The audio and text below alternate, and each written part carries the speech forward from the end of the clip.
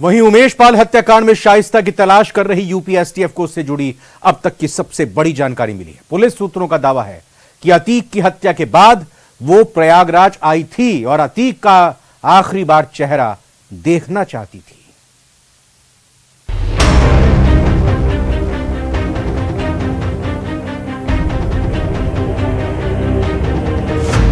अतीक के मर्डर के बाद प्रयागराज आई थी शाइस्ता।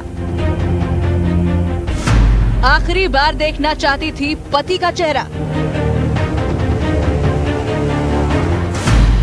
पुलिस की सख्ती से शाइस्ता का प्लान हुआ फेल।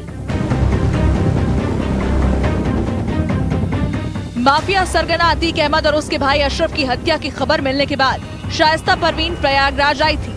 वो अतीक की हत्या के बाद आखिरी बार उसका दीदार करना चाहती थी। उसे कब्रिस्तान में सुपुर्द खाक किए जाने से पहले आखिरी बार उसका चेहरा देखना चाहती थी, लेकिन पुलिस के सख्त पहरे की वजह से वो ऐसा नहीं कर पाई।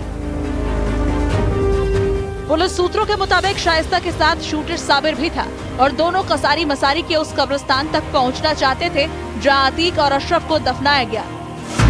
इसके लिए शाइस्ता 16 अप्रैल को ही प्रयागराज आ गई थी और खुलदाबाद इलाके में किसी करीबी के घर पर रुकी थी और बुरके में कब्रिस्तान पहुंची महिलाओं की आड़ में अतीक के शव के करीब तक पहुंचने की उसकी प्लानिंग थी और इसके लिए शाइस्ता प्रयागराज में ही रुकी हुई थी। लेकिन पुलिस को इसकी भनक भी नहीं हुई और सभी को यही लगता रहा कि शाइस्ता प्रयागराज नहीं पहुंची।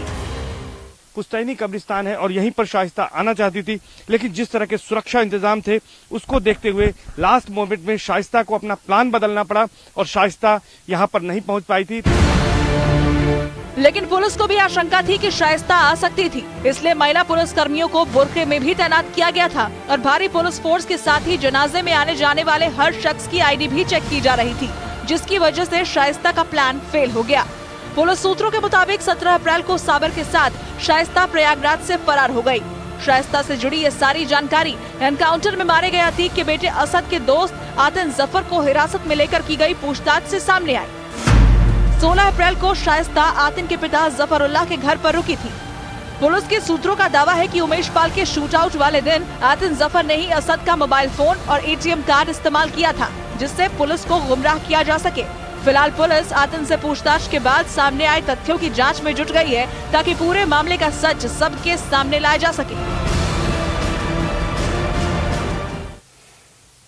13 मई को बागेश्वर धाम के प्रमुख पंडित धीरेन्द्र शास्त्री पटना के नौबतपुर में हनुमंत कथा का वाचन करने के लिए आ रहे हैं।